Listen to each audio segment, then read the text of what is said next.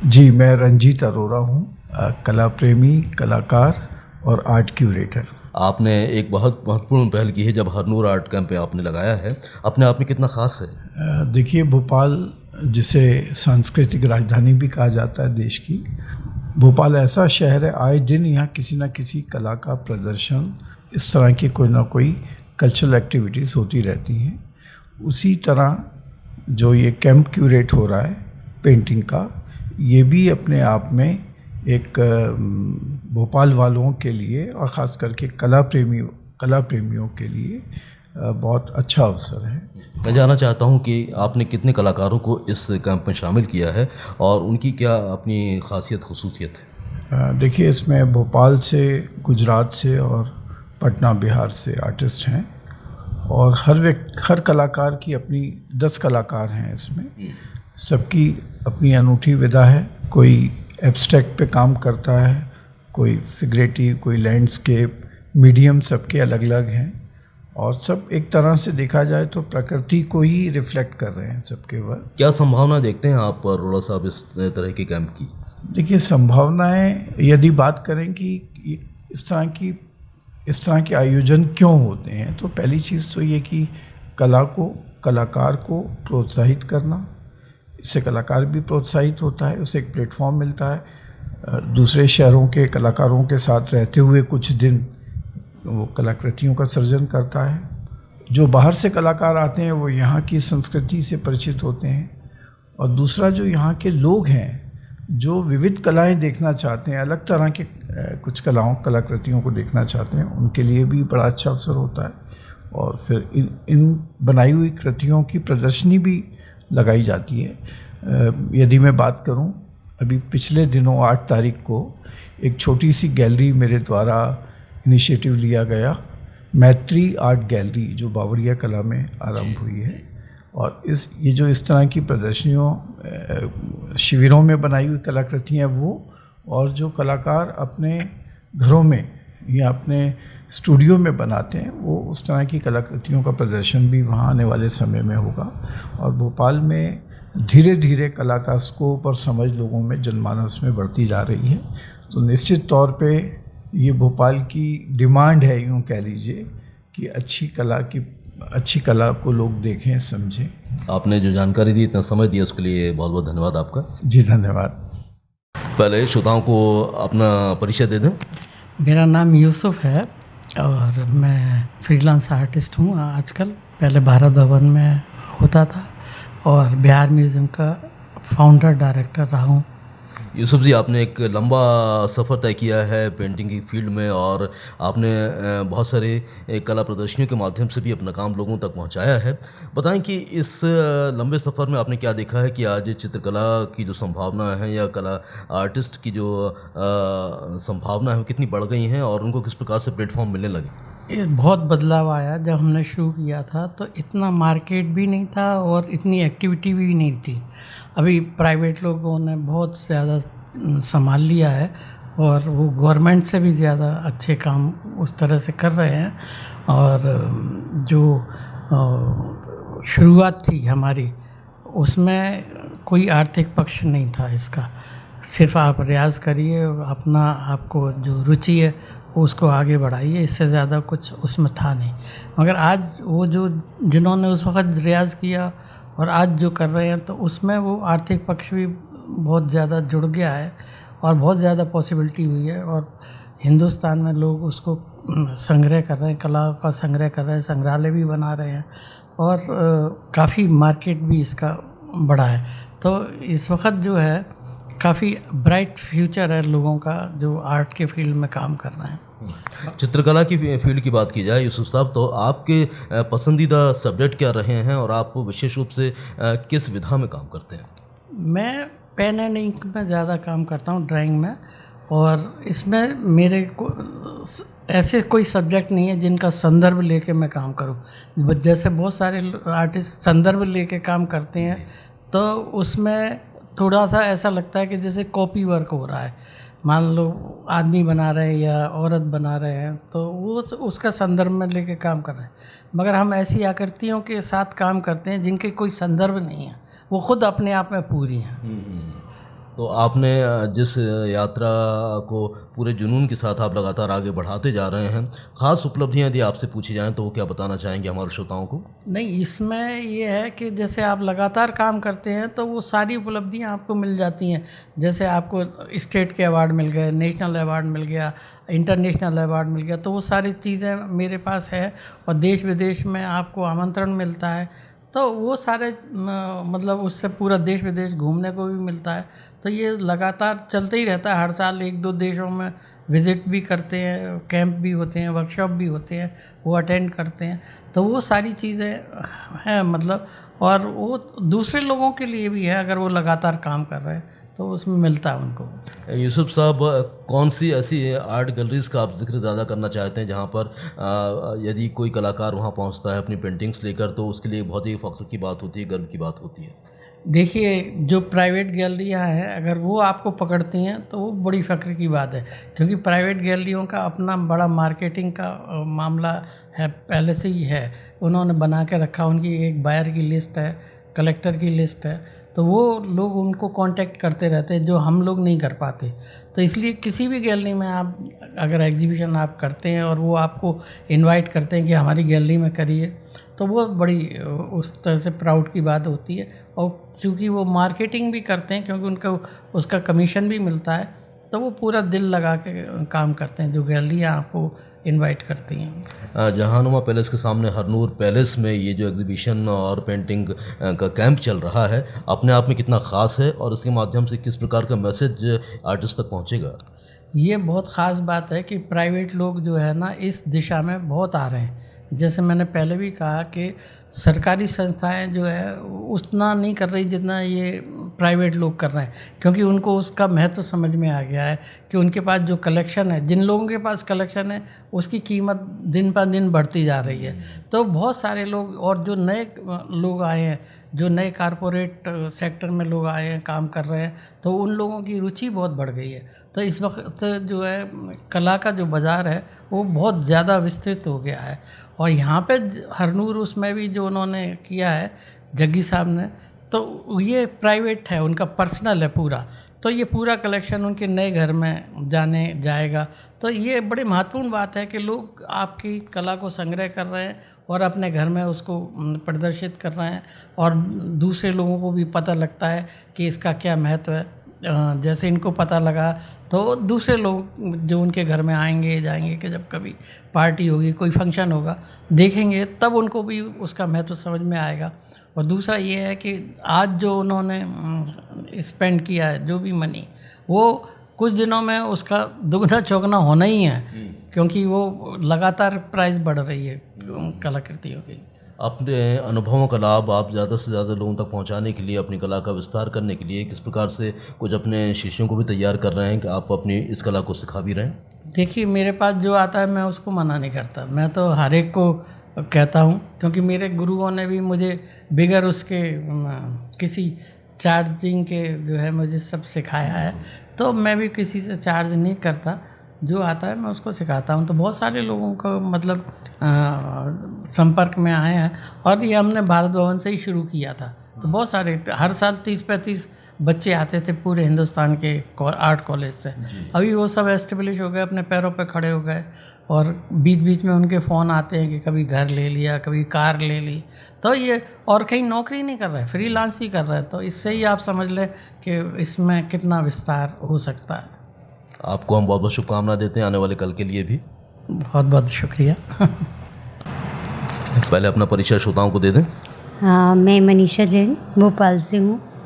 मनीषा जी, कितनी लंबी यात्रा हो गई आपकी इस पेंटिंग की फील्ड में? ये 2002 से ही मैंने भारत भवन ज्वाइन किया था, और हमारे गुरु थे यूसुफ सर, उन्हीं के मतलब शांत सानिध्य में मैंने सीखा है। तो आप किसी से प्रेरित हुई या आपके मन में ऐसे ही मन में विचार आया कि मुझे कुछ चित्रकला की फील्ड में काम करना है? नहीं, वैसे मैं बचपन से ही करती हूँ पेंटिंग तो। और तो मेरी मम्मी ने मुझे कभी भी मतलब ऐसे रोका नहीं है, हर चीज़ मेरे लिए अवेलेबल करवाई जो मुझे पसंद थी पेंटिंग में। कभी मैंने सभी मीडियम में मैं काम करा, और सभी कलर वगैरह जब जो मैंने उनसे कहा तो तुरंत मेरे लिए रहा। तो शुरू से वैसे ही मैं करती थी, लेकिन मैंने सब्जेक्ट कॉमर्स ले लिया था कि मुझे ये नहीं था कि मेरे को इसी आर्ट फील्ड में कुछ करना है, मतलब पर बस वो मैं ऐसे करती थी। फिर जब मैंने बीकॉम फर्स्ट ईयर में आई तब मेरे को थोड़ा लगा कि यार मैंने फील्ड ये ली है और काम मुझे ये पसंद है, तो थोड़ा सा फिर मुझे लगा, फिर लगा नहीं बीकॉम करने के बाद फिर मैं करती हूँ। मैं जानना चाहूँगा आपसे कि कुछ याद आता है आप जब पहला चित्र आपने कौन सा ऐसा बनाया था जिसमें आपको लगा कि वाकई ये बहुत ही खूबसूरत चीज़ निखर कर सामने आ गई है? जब मैंने शुरुआत की थी 2002 में, तो उसके पहले मैं सब फिगरेटिव काम करती थी। तब मैं जब भारत भवन आई तो मुझे लगा कि सब बड़े आर्टिस्ट शायद एब्स्ट्रैक्ट ही करते हैं, तो वहाँ मैंने अपने गुरु को मतलब ऐसे नहीं कहा, बताया भी नहीं कि मैं ड्राइंग में वैसे करती हूँ उस तरह से, तो मैं वैसे एब्स्ट्रैक्ट करने लगी। तो एब्स्ट्रैक्ट में भी मैंने मतलब कुछ ऐसे थे चित्र जो मुझे बहुत अच्छे लगे, और वो एब्स्ट्रैक्ट करने के बाद फिर हम लोग क्या थोड़ा इंदौर शिफ्ट हो गए थे, तो एक थोड़ा सा ब्रेक आया कुछ टाइम के लिए। फिर वापस जब मैं आई तब उन्होंने देखा कि ये तो बहुत अच्छी ड्राइंग करती है, तो फिर उन्होंने यही कहा कि ये आप एब्स्ट्रैक्ट में क्यों लगे हुए थे इतने दिन से, कि तो फिर मैंने जब ड्राइंग करी तो कुछ ऐसे ये फिगर मैंने जो निकले हैं मेरे से, थोड़े से बुद्धा, थोड़ा सा मेडिटेटिव, अपने आप ही निकलने लगे वो। तो फिर वो सर ने उसको इतना निखार दिया और नया रूप दिया उसको। तो बोले आजकल आप फिगरेटिव पर ज़्यादा फोकस कर रही हैं? हाँ, मैं फिगरेटिव वैसे भी बचपन से मैं वही करती थी, पर बीच में कुछ टाइम के लिए मैंने एब्स्ट्रैक्ट। कौन सी खास पेंटिंग आपकी फिगरेटिव रही हैं? है कि आपने बताया कि भगवान बुद्ध को आपने फोकस करके बनाया है। पहले स्टार्टिंग में जब फर्स्ट मतलब अभी जब किया था मैंने शुरू तक। तो आपको क्या लगता है कि ये जो हरनूर पैलेस में पेंटिंग का जो कैंप है अपने आप में कितना ख़ास हो जाता है? एक्चुअली क्या है कि हरनूर मतलब एक उर्दू वर्ड है, तो हमको लगा कि ये हरनूर, मुझे स्पेशली मुझे लगा ये हरनूर वर्ड, तो क्यूरियोसिटी आई कि ये हरनूर से क्या मीनिंग निकलता है। तो फिर मैंने इसको सर्च किया तो लाइट ऑफ गॉड निकलता है, तो मुझे फिर मैंने उसको उसी में ड्राइंग करा, उसको थोड़ा सा वैसे ड्राइंग किया, तो वही मैंने अपने इसमें बनाया कैनवस पे। अच्छा, क्या कहना चाहती हैं बाकी जो चित्रकला की फील्ड से ताल्लुक़ रखते हैं, किस प्रकार से उन्हें एक अलग मेहनत और अनुभव के आधार पर आगे बढ़ना चाहिए? मुझे जो लगता है वो तो सिर्फ प्रैक्टिस प्रैक्टिस प्रैक्टिस पहले तो, और दूसरा ये कि आप किसी को देख के या किसी को वैसे अपन देखना ज़रूर चाहिए किसी का काम, कि हाँ ये देखें कि इसने किस तरह से टेक्निक यूज़ करी है, क्या किया है, किस मतलब किस लेवल तक वो गया है, कैसी उसकी जर्नी है, ये सब देखना चाहिए। लेकिन करना अपने दिल का चाहिए, कि जो हमारे दिल में आता है और जो हम अंदर से अपने आप को फील करते हैं, क्योंकि हम प्रकृति से जुड़े हैं और हमारी एक पर्सनल प्रकृति होती है, और उसको पहचानते हुए आपको काम करना चाहिए। जैसे मैंने सभी मीडियम में काम किया, लेकिन मेरा दिल लगा ड्राइंग और उसमें पेन वर्क में, तो मैंने फिर उसी को आगे बढ़ाया। चलिए, हम कामना करते हैं कि आपका आने वाला समय भी चित्रकला की फील्ड में नई उपलब्धियों भरा रहे। आपका बहुत बहुत शुक्रिया, धन्यवाद। पहले अपना शुभ नाम बता दें और परिचय दे दें। मेरा नाम अजय शुक्ला है, मैं एक चित्रकार हूँ और इस कैंप में अभी आया हुआ हूँ। अजय जी, कितना महत्वपूर्ण है ये कैंप? ये महत्वपूर्ण इसलिए है कि यहाँ पे विभिन्न विधाओं के आर्टिस्टों को इकट्ठा किया है, कि जिनका बहुत ही अलग अलग तरह का काम है। फिगरेटिव काम भी है और एब्स्ट्रैक्ट वर्क भी है। और फिगरेटिव वर्क जिनका है उसमें भी हर एक आर्टिस्ट की अपनी अपनी एक खासियत है। उस खासियत के साथ में उसने अपने पेंटिंग को रूप दिया है। क्या कितना महत्वपूर्ण लगता है कि मूर्त और अमूर्त में यदि हम देखते हैं तो दोनों की अपनी खुसूसियत क्या होती है? देखिए, ऐसा है कि चित्रकला बोला मतलब अगर अपन आदिकाल से देखते आए तो फिगरेटिव ड्राइंग ही ज़्यादा रही है, और आज भी फिगरेटिव ड्राइंग का उतना ही महत्व है। वो तो आदिकाल से चला ही आ रहा है। उसके बाद जहाँ तक अमूर्तन का सवाल उठता है, जिस तरीके से साइंस में सब तरह के लोग एक्सपेरिमेंट्स करते हैं, वैसे ही जो आर्टिस्ट है उसके दिमाग में ये आया कि क्यों ना मैं जो ये फिगरेटिव ड्राइंग आदिकाल से करते आ रहा हूँ, इसमें कुछ एक एक्सपेरिमेंट करूँ। इसलिए उसने जो है एक्सपेरिमेंट करना चालू किया, और इसमें एक्सपेरिमेंट करते करते हर एक के दिमाग में जो जो चीज़ आई उस तरीके से वो अपने एब्स्ट्रैक्शन जो है वो कैनवास पे उतार रहा है। आपकी चित्रकला का सफ़र कितना लंबा हो गया और इस सफ़र में आपने कौन कौन सी खास अचीवमेंट हासिल की उसके बारे में कुछ बताइए। मुझे करीब करीब 50 साल हो गए हैं क्या बात। पेंटिंग करते करते। और मैं तीसरी चौथी में उज्जैन में पढ़ता था, तो एक मोहन मेंशन स्कूल था, उसमें था मैं। और सड़क क्रॉस करके डॉक्टर वाकणकर की ड्राइंग क्लास चलती थी उज्जैन में, तब मैं उज्जैन में रहता था। तो मैं 4:30 बजे स्कूल छूटा तो वाकणकर सर जैसे आरएसएस के कट्टर थे, तो उनके यहाँ पे कभी ताला नहीं लगता था। तो मैं वहाँ से जाके उनके छत के ऊपर एक शेड बना हुआ था बहुत बड़ा, तो शेड के अंदर क्लास चलती थी। तो शाम को 6 बजे करीब लड़के आते थे, तो मैं वहाँ चला जाता था 4:30 बजे से ही। और वहाँ किताबें रखी रहती थी, तो उनको देखता था, वहाँ कॉपी करते बैठता था। फिर सर भी कभी कभी आ जाते थे जल्दी, क्यों रे तू अभी इतने जल्दी आ गया है? मैंने कहा हाँ अच्छा ठीक है, बना बना ये बना। तो ऐसे मुझे पेंसिल पकड़ना उन्होंने सिखाया। फिर मैं भोपाल आ गया। भोपाल में आया तो मैंने रीजनल स्कूल में एडमिशन लिया यहाँ श्यामला हिल्स पे। तो मेरे साथ में एक लड़का पढ़ता था, तो वो भांड सर जो यहाँ के रिनाउंड आर्टिस्ट हैं, मतलब थे, अभी ख़त्म हो गए। तो उनके मेरे यहाँ आना जाना हुआ, तो अब रुचि होने के कारण मैं उनके ज़्यादा संपर्क में रहा। तो भांड सर ने मुझे काफ़ी सिखाया। और मुंबई का जो सर्टिफिकेट कोर्स है वो भी मैंने किया, इंटरमीडिएट ड्राइंग का। फिर बाद में लंदन का एक 6 महीने का कोर्स था, वो भी मैंने किया। क्योंकि जब मैं पढ़ रहा था तब यहाँ पे फाइन आर्ट्स का कुछ था ही नहीं, सिर्फ एक। लेकिन ये बहुत फख्र की बात है कि वाकणकर जी जैसे व्यक्तित्व का शुरुआती आपको वरद हस्त मिला। हाँ जी, हाँ जी, ये मतलब मेरी किस्मत रही है। जी। तो इस मोड़ पर आकर आप क्या देखते हैं कि चित्रकला का जो फील्ड है कितना वास्ट होता जा रहा है और किस प्रकार से नए नए आर्टिस्ट उसको आप एक नई संभावनाएं दे रहे हैं। जी, नए नए आर्टिस्ट तो बन रहे हैं, परंतु सबसे बड़ी कमी मुझे ये लगती है कि बेसिक नॉलेज जो रहना चाहिए एक आर्टिस्ट को। जैसे एक संगीतकार रहता है, तो वो जब तक पूरा सारेगामा और पूरे रागों का ज्ञान नहीं कर ले, तब तक वो आगे अगर अपनी कुछ चीज़ बनाना चाहे किसी राग पे या 4 राग बना के, तो वो नहीं बना सकता। वैसे ही चित्रकला में है, जब तक आपके पास बेसिक नॉलेज हर एक चीज़ का नहीं है, जैसे लैंडस्केप हुआ, पोर्ट्रेट हुआ, और भी कार्टून का है, इन सब का आपको नॉलेज होना बहुत ज़रूरी है। उसके बाद आप एब्स्ट्रैक्शन में जाते हो तो आपके उसमें से कुछ निकल के आएगा उस एब्स्ट्रैक्शन में। तो मेरा यही चाहूँगा कि लोग बाग बेसिक की ओर ज़रा ध्यान दें, जो नए आर्टिस्ट हैं, तो उनको अच्छा रहेगा। हमारी शुभकामनाएं शुक्ला जी आपके साथ हैं। Thank you so much. Thank you so much. आपका शुभ नाम? सोनल गुप्ता। सोनल जी, आप कहाँ से हैं? मैं भोपाल से हूँ और बेसिकली मैं इलाहाबाद से बिलोंग करती हूँ। कितने साल हो गए आपको चित्रकला की फील्ड में दखल दिए हुए? वैसे तो मैंने मास्टर्स फाइन आर्ट्स किया हुआ है, master of fine arts Delhi से। उसके बाद अगर आप एज अ आर्टिस्ट जो जर्नी है वो मेरी 13-14 साल हो गए। 13-14 साल में आपको क्या याद आता है कि शुरुआत कैसे हुई आपकी और किसके सानिध्य में या किसकी प्रेरणा से आप इस फील्ड में?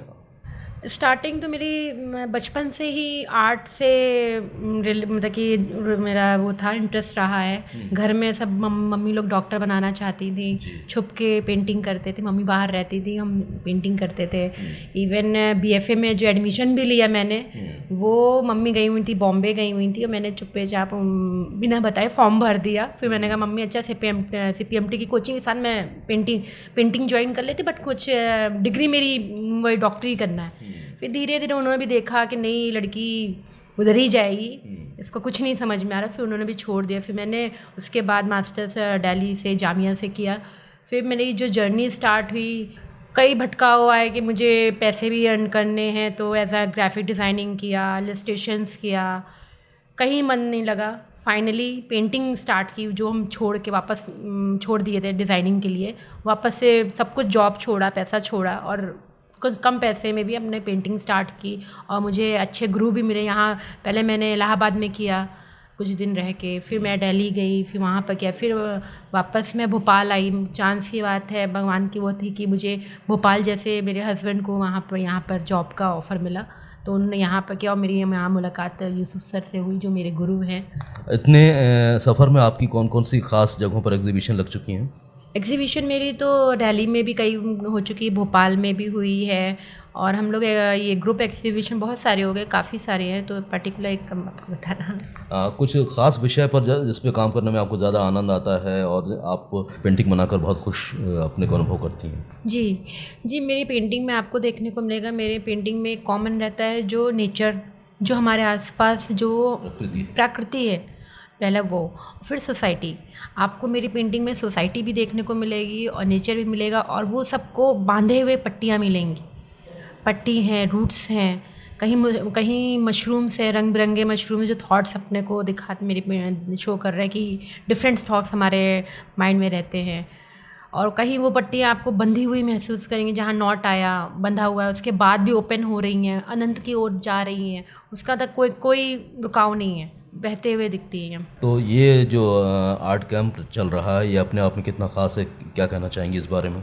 ये रंजीत सर ने बहुत अच्छा हम लोग को एक बहुत अच्छी अपॉर्चुनिटी दी, जिसमें हमारे साथ यूसुफ सर है, नबी सर है जो सीनियर आर्टिस्ट हैं, उनके साथ काम करने का मौका मिल रहा है। उनके काम, वो कैसे काम करते हैं, कि पेशेंस के साथ काम करते हैं, वो देखने को मिल रहा है। तो ये हमारे लिए बहुत ग्रेटफुल है कि ये अपॉर्चुनिटी रंजीत अरोड़ा सर ने हम लोग को दी। चलिए, all the best. Thank you. पहले आपका परिचय जानना चाहेंगे? मेरा नाम वंदना कुमारी है। मैं बेसिकली पटना बिहार से बिलोंग करती हूँ, पर मुझे भोपाल में रहते हुए अभी 12-13 साल हो गए काम करते हुए। मैं जानना चाहता हूँ कि यहाँ पर ये जो आर्ट कैंप की शुरुआत हुई है हरनूर पैलेस में, इसको लेकर आपके मन में क्या ख्याल है? ये बहुत टाइम से भोपाल में जो है आर्ट एक्टिविटीज़ ये फिर से अभी शुरू हुई है, और एक माहौल मिला काम देखने का, सब लोग एक दूसरे का काम देख रहे हैं। और फर्स्ट टाइम हरनूर पैलेस में ये आर्ट कैंप हो रहा है, तो एक अच्छा अनुभव है। और आर्टिस्ट लोगों को और क्या चाहिए, और जो यहाँ के ओनर हैं उन्हें भी बहुत अच्छा लग रहा है। उन्होंने बताया जैसे कि फ़र्स्ट टाइम वो अभी तक बहुत सारे फील्ड में उन्होंने काम किया है, बट वो आर्ट फील्ड में है जो कि फ़र्स्ट टाइम इन्वॉल्व हुए हैं, और उन्हें भी बहुत अच्छा लग रहा है। तो मैं लाइनेस बनाती हूँ प्रॉपरली, ऐसा मेरे वर्क का कॉन्सेप्ट है। बट जब मुझे यहाँ पता लगा कि हरनूर आर्ट कैंप है नाम, हरनूर जो है एक राजशाही नाम है, तो मैंने अपने पेंटिंग में इस हरनूर पैलेस के हिसाब से मैंने राजा और रानी, शाहजहाँ और मुमताज़ बनाया है, और उसके जो फेस हैं वो शेर और शेरनी के हैं। तो जब से आपने पेंटिंग का सफ़र शुरू किया, आपकी कुछ ख़ास एग्जीबिशन जिसको आप महत्वपूर्ण मानती हैं, कहाँ कहाँ लग चुकी हैं? अभी तक मैंने नेशनल इंटरनेशनल लेवल पे मेरे वर्कशॉप में कर चुकी हूँ, एग्जीबिशंस कर चुकी हूँ, आर्ट सिम्पोजियम कर चुकी हूँ। जैसे बाहर की अगर बात करूँ इंटरनेशनल लेवल पे, तो रशिया है, फिर यूरोप है, भूटान है, और जापान में भी हो चुका है शो। और ऑल ओवर इंडिया में अभी तक जितने भी आर्ट से रिलेटेड जो भी मेट्रो सिटीज़ हैं वहाँ मेरे शोज़ हो चुके हैं। जितने भी अभी तक अवार्ड्स जो भी लेने हो, तो ज़्यादातर अवार्ड्स मैंने इंडिया के ले चुकी हूँ। कुछ ख़ास अवार्ड के बारे में बताइए। जैसे नेशनल अवार्ड है ललित कला अकेडमी का, वहाँ का है, प्रफुल्ला अवार्ड है, फिर बिहार का यंग आर्टिस्ट अवार्ड और स्टेट अवार्ड्स, और भी ऐसे बहुत सारे हैं जो अभी मुझे अचानक से बिल्कुल ही याद नहीं आ रहा है। लेकिन ज़्यादातर जो भी अवार्ड्स है, आईफेक्स हो गए, लोकमान्य तिलक हो गए, साउथ सेंट्रल जोन के अवार्ड्स हो गए, ये सारे मैंने लिए। आने वाले समय में क्या विशेष करना चाहती हैं? बस अभी तो ऐसा लगता है कि हाँ, सफ़र, जैसे कि मैं अभी 12-13 साल से काम तो कर रही हूँ, बट लेकिन अभी सफ़र बहुत लंबा है, और मुझे काम तो कर रही हूँ पर और ज़्यादा सीखना है, आर्ट को और ज़्यादा समझना है, रम जाना है। जैसा कि आर्टिस्ट है, और जब तक वो आर्ट ना करे तो उनकी क्या, जैसे मैं ही एक मदर भी हूँ मैं, तो घर को देखना, एक बच्चे को देखना और अपना आर्ट भी करना, ये एक हाउसवाइफ ऐसा बोल सकते हो, आर्ट फील्ड में आने के बाद में वो वहाँ टर्न नहीं हो सकती। तो वो सारी चीज़ों को मैनेज करते हुए भी मैं फील्ड में टिकी हुई हूँ। तो मैं जितनी भी वो आर्ट फील्ड में काम करने वाली जो भी महिलाएं हैं, जो ये सोचती है कि बच्चे होने के बाद में हम काम नहीं कर सकते, तो ये नहीं, आपके लिए चैलेंज है। मैंने उस चैलेंज को एक्सेप्ट किया है, और अभी भी मेरी बच्ची अभी 3 साल की हो गई है, उसके बावजूद भी मैं ऐसा एक बार भी 1 मंथ भी नहीं हुआ है जिसमें मैं 1 मंथ भी आर्ट एक्टिविटीज़ में इन्वॉल्व ना हुई हूँ। हर मंथ में मेरे आर्ट एक्टिविटीज़ होते ही रहते हैं और बस मैं मेहनत कर रही हूँ। तो चलिए, आपकी मेहनत ऐसी चलती रहे और आपको कामयाबी मिलती रहे, नई नई उपलब्धियाँ मिलती रहें, ऐसी शुभकामनाएं हम आपको देते हैं और आपको बहुत बहुत धन्यवाद देते हैं। Thank you so much. सबसे पहले श्रोताओं को अपना परिचय दे दें। मैं संजू जैन, भोपाल से। संजू जैन मैडम, आपसे बात करते हुए बहुत खुशी हो रही है और चूँकि ये हरनूर आर्ट कैंप जो है अपने आप में अनूठा है, आपके विचार जानना चाहें तो क्या कहेंगी? देखिए, भोपाल कला की नगरी है और भोपाल में ऐसी एक्टिविटी हमेशा होते रहे। हम मतलब ब्लेस्ड हैं कि भारत भवन हमारे पास है। भारत भवन एक ऐसा मंच है जिस पे इंटरनेशनल लेवल का भी आर्टिस्ट आके परफॉर्म किया है, तो उसी श्रृंखला के अंतर्गत मैं इसको भी देख रही हूँ, क्योंकि एक उस चीज़ का प्रभाव कहाँ कहाँ पड़ता है। जो जग्गी जी जिन्होंने ये स्टेप लिया है तो ऐसे ही नहीं ले लिया, उन कहीं ना कहीं उनके जहन में वो सब आया है, तो एक बीज डला था, अब वो फलीभूत हुआ। आपका सफ़र कब से शुरू हुआ था और आज कितने वर्ष आपको हो गए इस फील्ड में? आर्ट तो मैं शायद जब से मैंने होश संभाला है तब से मैं कर रही हूँ, लेकिन फॉर्म अलग था। ज़रूरी नहीं है मैं पेंट और ब्रश से ही काम कर रही थी, लेकिन प्रॉपर जो शिक्षा है, जैसे हमारा 11th करने के बाद फिर जैसे कॉलेज में जाते हैं, तो कॉलेज में मैंने एक सब्जेक्ट BA करा, उसमें एक सब्जेक्ट एडॉप्ट किया, फिर MA किया, तो उसमें पूरा MA मैंने ड्राइंग एंड पेंटिंग से ही किया। और उसके बाद एक रहता है ना कि जब मैं BA करने जब गई और मैंने जब पेंसिल पकड़ी हाथ में और कलर पकड़े, तो मुझे वो उस दिन से आज तक नहीं छूटे हैं। तो लगभग 35-37 ईयर आप मान सकते हैं। और इस 35-37 सालों के सफ़र में कुछ जो ख़ास उपलब्धियां आपको मिली हैं, कुछ हमारे श्रोताओं को बताएं। सभी खास रहा क्योंकि आप काम कर रहे हैं, ये बहुत बड़ी बात है। अनवरत यदि आप काम करते हैं, इससे खुशी की बात और इससे बड़ी बात कुछ भी नहीं होती है।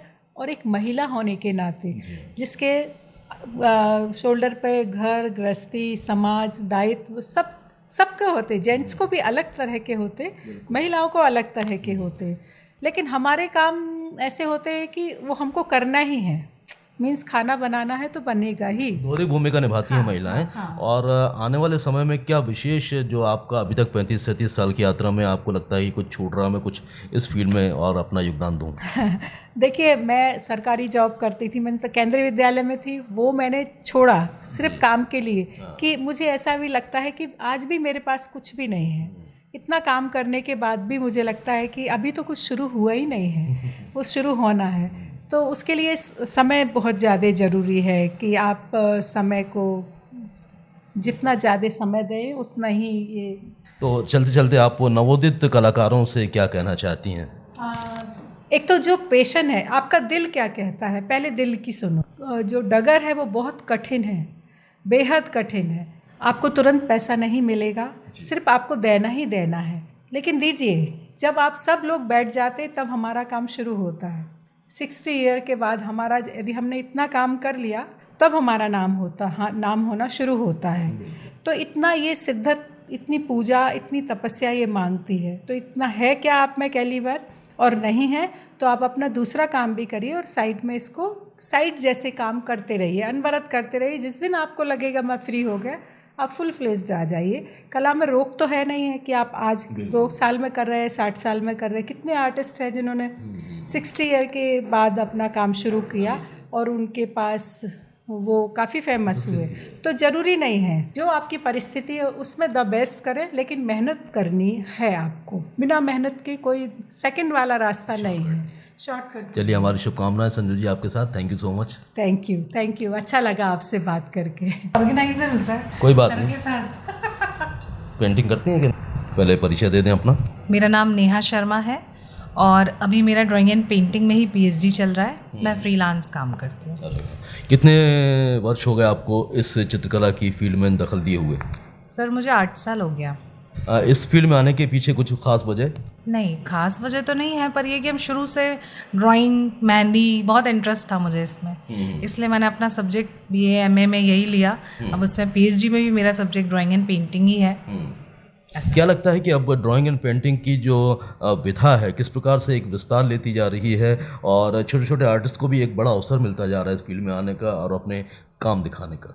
सर देखिए, ये तो जैसे अभी आप एक कैंप देख रहे हैं यहाँ पर हो रहा है, तो ये कैंप वगैरह ही हैं जो मतलब आने वाले आर्टिस्ट, अभी तो जैसे ये सब नए पुराने आर्टिस्ट हैं, बहुत सारे कैंप जिसमें अभी भारत भवन ने हम लोग स्टूडेंट्स के लिए भी किया है, और आगे भी रंजीत सर कुछ स्टूडेंट के लिए कैंप करेंगे। तो यही मौके होते हैं धीरे धीरे आगे बढ़ने के, जैसे जैसे आप पार्टिसिपेट करते जाओ इसमें, तो यही है आप जितना फ्रीलांस। किस तरह के रंगों का इस्तेमाल आप करती हैं और आपके पसंदीदा विधा क्या है, एब्स्ट्रैक्ट या फिगरेटिव?